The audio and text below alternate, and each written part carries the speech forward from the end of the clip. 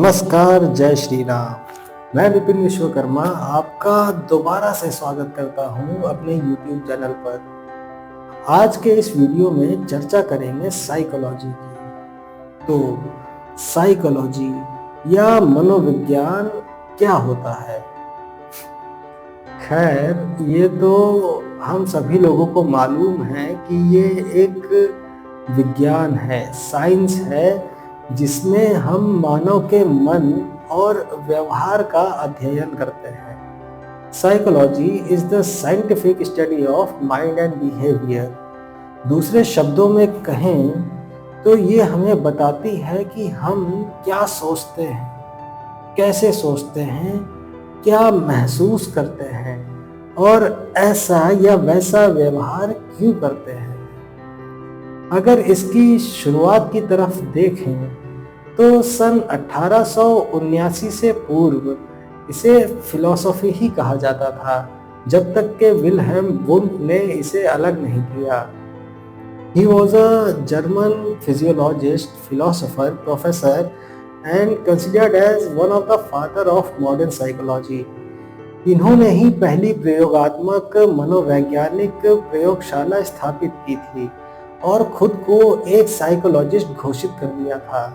उन्होंने ह्यूमंस पर एक्सपेरिमेंट्स कर करके इसे डेवलप किया।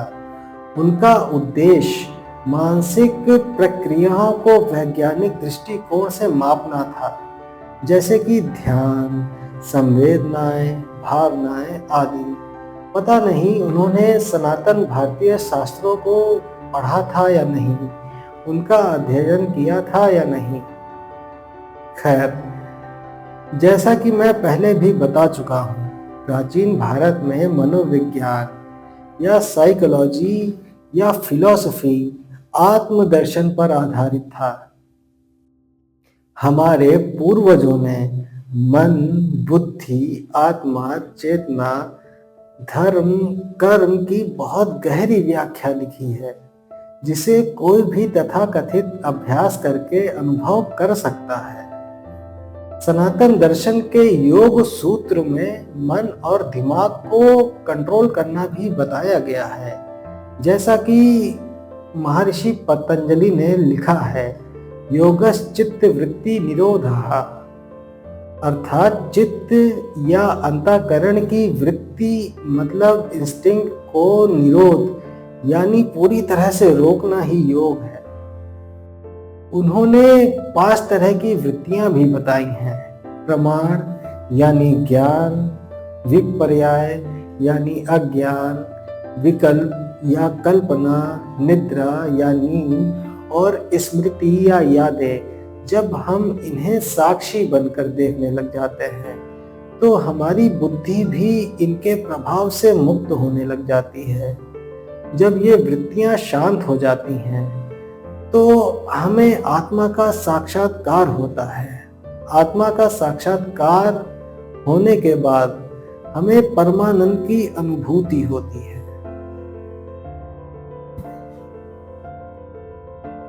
परमानंद या मोक्ष की यात्रा में हम अपने मन, बुद्धि, विचारों को और भावनाओं को समझकर उन पर काबू पा लेते हैं। इसमें हम खुद को ही इंस्ट्रूमेंट बनाते हैं और खुद पर ही एक्सपेरिमेंट्स करते हैं, जैसे कि ध्यान, प्राणायाम आदि। साइकोलॉजी का भी यही मकसद होता है। साइकोलॉजी का मकसद मानव मन को और मानवीय व्यवहार को समझना, विश्लेषण करना और एक दिशा देना होता है। बस योग में दिशा पहले से निर्धारित रहती है, मोक्ष की या परमात्मा की प्राप्ति। खैर, अब आगे बढ़ते हैं और जानते हैं कि साइकोलॉजी की नीड ही क्यों पड़ी, जब फिलॉसफी हर चीज पहले से ही कवर कर रही थी। फिलहाल भारत से बाहर की बात करते हैं तो विल्हेम वुंट ने साइकोलॉजी को फिलॉसफी से इसलिए अलग किया क्योंकि फिलॉसफी साइंस नहीं थी।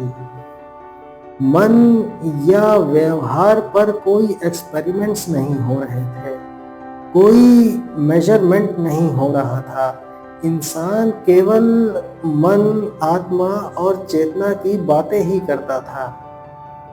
हालांकि साइकोलॉजी आत्मा को नहीं मानती, फिर भी वुंड को लगा कि मन को भी साइंटिफिक तरीके से पढ़ना चाहिए। कहा जाता है कि वो मानसिक प्रक्रियाएं जैसे कि कंसंट्रेशन, रिएक्शन टाइम, फीलिंग्स और इमोशंस को साइंटिफिक तरीके से मापा करते थे। उन्हें अपने एक्सपेरिमेंट्स करने के लिए सब्जेक्ट्स भी आसानी से मिल जाते थे उस टाइम पे। वो अपने प्रतिभागियों को सरल कार्य दिया करते थे, जैसे कि बटन दबाना, ध्वनि पहचानना या किसी उत्तेजना पर प्रतिक्रियाएं देना। इससे वो प्रतिभागियों की सोचने की गति और मानसिक प्रक्रियाओं की गति मापा करते थे। इसे रिएक्शन टाइम एक्सपेरिमेंट कहा जाता है। फिर वो इंटरस्पेक्शन या आत्मनिरीक्षण कराया करते थे।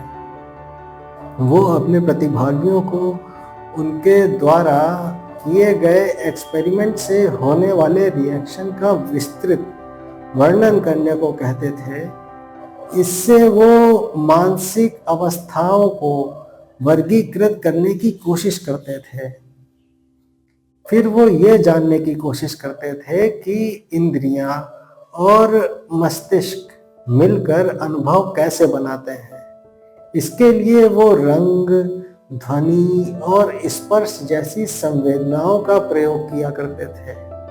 इसे सेंसरी परसेप्शन कहते हैं। फिर अटेंशन और कंसंट्रेशन टेस्ट करी जाती थी, प्रतिभागियों को अलग अलग उत्तेजनाएं देकर। मैंने बहुत पहले कहीं पढ़ा था कि साइकोलॉजी के शुरुआती दौर में जेल के कैदियों पर एक्सपेरिमेंट्स किए जाते थे। इस तरह की साइंस के लिए उनसे अच्छे सब्जेक्ट्स हो ही नहीं सकते थे। साइकोलॉजिस्ट अलग अलग तरह से उन्हें उत्तेजित करके उनके रिएक्शंस टेस्ट किया करते थे। वो कभी उन्हें अलग अलग मंद या तीव्र ध्वनियां सुनाते थे, तो कभी उन्हें बहुत ही उत्तेजनाजनक दृश्यों को दिखाते थे। उन्हें आइसोलेशन में भी रखते थे। उन्हें अलग अलग तरीकों से टॉर्चर भी किया करते थे। यहाँ तक कि वो लोग कैदियों को इलेक्ट्रिक शॉक्स भी दिया करते थे। फिर वो उनके अंदर आए चेंजेस और रिएक्शंस को मेजर किया करते थे। उनके तरीके बहुत ही भयानक थे। चलिए अब बात अपने भारत की भी कर लेते हैं। जब हमारे पास योग, सांख्य और वेदांत जैसे मनोविज्ञान के इतने मजबूत स्तंभ थे, फिर यहाँ वेस्टर्न साइकोलॉजी कैसे हावी हो गई? चलिए जानते हैं। इसका सबसे बड़ा कारण था विदेशियों का लगातार आक्रमण। एक लंबे समय तक, मतलब कई सदियों तक हमारा शोषण हुआ। हमें बेवजह सताया गया, मारा गया, डराया गया, जबरन हमें हमारे धर्म से दूर किया गया, धर्म परिवर्तन कराया गया और सनातन धर्म के मायने भी बदल दिए गए। पता नहीं कितने ही मंदिर तोड़े गए, कितने ही गुरुकुल और पुस्तकालय और पाठशालाओं को नष्ट कर दिया गया और हम बस सहते रहे। लेकिन कहीं ना कहीं कोई महापुरुष देश और धर्म की रक्षा के लिए खड़ा हो जाता था, जिससे हमारा धर्म और देश तरबितर होकर भी बचा रहा। जहां बाकी के आक्रांता हम पर राज करने आए थे, वहीं ब्रिटिश हमें सिर्फ लूटने और बर्बाद करने आए थे। उन्होंने हमारी नैतिकता को, हमारे मूल्यों को, हमारे मन को, हमारी चेतना को हमेशा के लिए बदल दिया। पहले के आक्रांता कभी पूरी तरह से देश पर कब्जा नहीं कर पाए थे, लेकिन ब्रिटिश ब्रिटिश ने तो जहां तक सनातन धर्म था वहां तक की जमीन को अपने कब्जे में ले लिया था। ब्रिटिश ब्रिटिश से पहले जो भी आक्रांता आए थे उनमें ज्यादातर शिक्षित नहीं थे, लेकिन इनके पास तो पूरा एजुकेशन सिस्टम था।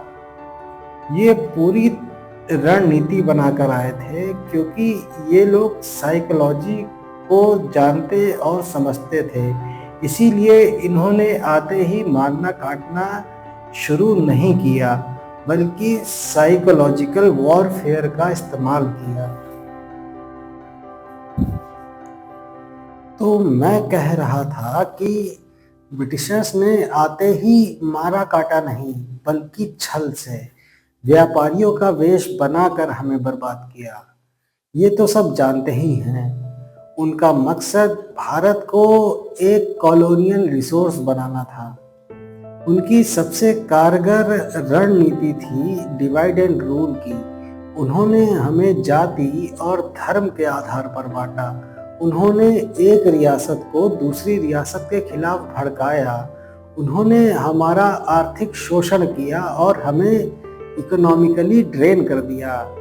हमारा ज्ञान और हमारा दर्शन खत्म करने के लिए उन्होंने हमारे एजुकेशन सिस्टम को ही बदल डाला। ये किसी से छुपा नहीं है। उन्होंने भारतीय दर्शन और शिक्षा प्रणाली को अंधविश्वास या सिर्फ धार्मिक कहकर साइड कर दिया और अपनी तरह से पढ़ाई करवाने लगे। उन लोगों ने भारतीयों को जबरन उनके बनाए हुए विषयों को पढ़ने पर मजबूर कर दिया। उन्होंने हमारे मन में हमारे देश और हमारे धर्म के प्रति इन्फीरियरिटी कॉम्प्लेक्स या हीनता का भाव पैदा कर दिया। उन्होंने साइकोलॉजी का इस्तेमाल हम पर राज करने, हमें लूटने और हमें बदलने के लिए किया। उन्होंने हथियारों से ज़्यादा साइकोलॉजिकल वॉरफेयर का यूज़ किया। पहले उन्होंने हमारी भाषा संस्कृत और हिंदी, जिनमें हमारे शास्त्र हमारा ज्ञान लिखा गया था, उनको दबाया। फिर उन्होंने स्कूलों में पढ़ाए जाने वाले इतिहास को बदला। हमें ऐसा इतिहास पढ़ाया गया जो हार और अंधविश्वास का इतिहास था, जिससे हम और ज़्यादा इन्फीरियर फील करने लगे। ऐसे में कितने ही भारतीय अपने देश को छोड़कर ब्रिटेन, अमेरिका, जर्मनी आदि देशों में पढ़ाई करने के लिए निकल गए और वही लोग आगे चल के भारत के लीडर्स बने जिनसे ब्रिटिशर्स निगोशिएट किया करते थे। गांधी जी भी जीवन भर हे राम कहते रहे, मगर उन्होंने कभी मैकॉले की शिक्षा नीति या मैकॉलिज्म का विरोध नहीं किया, जबकि मैकॉले का तो साफ कहना था कि उन्हें ऐसी क्लास तैयार करनी है जो खून और रंग से इंडियन हो, पर पसंद और बुद्धि में इंग्लिश। ब्रिटिशर्स ने भारत की परंपराओं का खूब मजाक उड़ाया। वो लोग योग और आयुर्वेद को जादू टोना कहते थे। हमारी एक या दो पीढ़ियां ऐसे ही गुजरी तो बदलाव तो आना ही था, तभी हम ऐसे बन गए। शायद हमारा मन और हमारी बुद्धि वैसी ही है जैसा कि ब्रिटिशर्स चाहते थे। पता नहीं, क्योंकि हम अब भी वही एजुकेशन सिस्टम और उसी इन्फीरियरिटी कॉम्प्लेक्स में जी रहे हैं। हम अब भी ब्रिटिशर्स या गोरों को सुपीरियर मानते हैं। खैर, अब बात कर लेते हैं साइकोलॉजी सब्जेक्ट की, जिसने हमारे शास्त्रों को, हमारे अमूल्य ज्ञान को रिप्लेस किया। ये इंडिया कैसे आया? ये अमेरिका से इंडिया आया सन 1916 में। इसको लाने वाले डॉक्टर NN सेनगुप्ता थे। ये डॉक्टर ह्यूगो मस्टरबर्ग के शिष्य थे और डॉक्टर ह्यूगो साइकोलॉजी के पिता विल्हेम वुंड के। समय के साथ साइकोलॉजी की जड़ें गहरी होती गईं और इसकी शाखाएं भी बढ़ती गईं। चलिए कुछ प्रमुख प्रकार की साइकोलॉजी पर भी नज़र डाल लेते हैं। पहले लेते हैं क्लिनिकल साइकोलॉजी को। इसमें मानसिक रोगों और विकारों का उपचार और निदान किया जाता है। इसमें सैडनेस को एक डिसऑर्डर माना जाता है और डर को एंजाइटी। खैर, ये एंजाइटी, डिप्रेशन, फोबिया, पीटीएसडी जैसी समस्याओं पर काम करती है। दूसरी लेते हैं एजुकेशनल साइकोलॉजी को।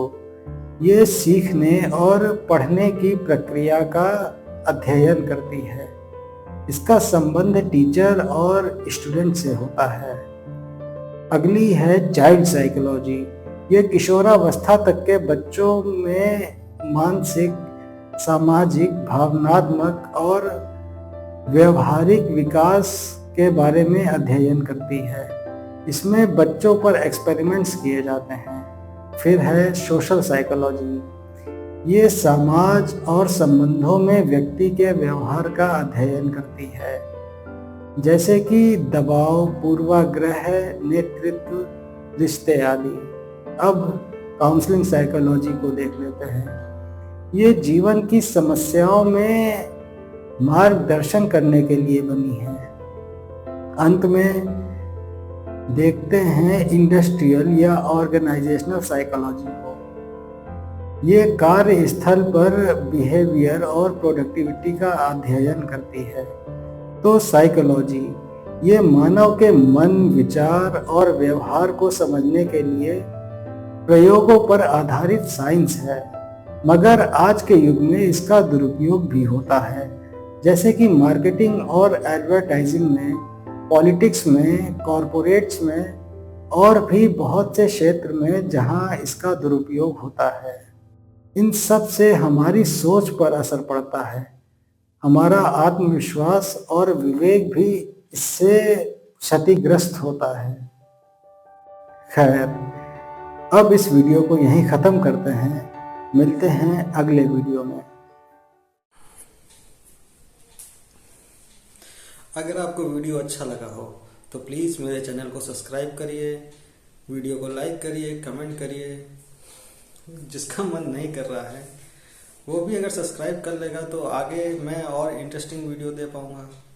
और जो भी कमियां हों आप प्लीज़ मुझे कमेंट में बताइए, मैं कैसे अपने वीडियोस को और अच्छा कर पाऊँ। Thank you.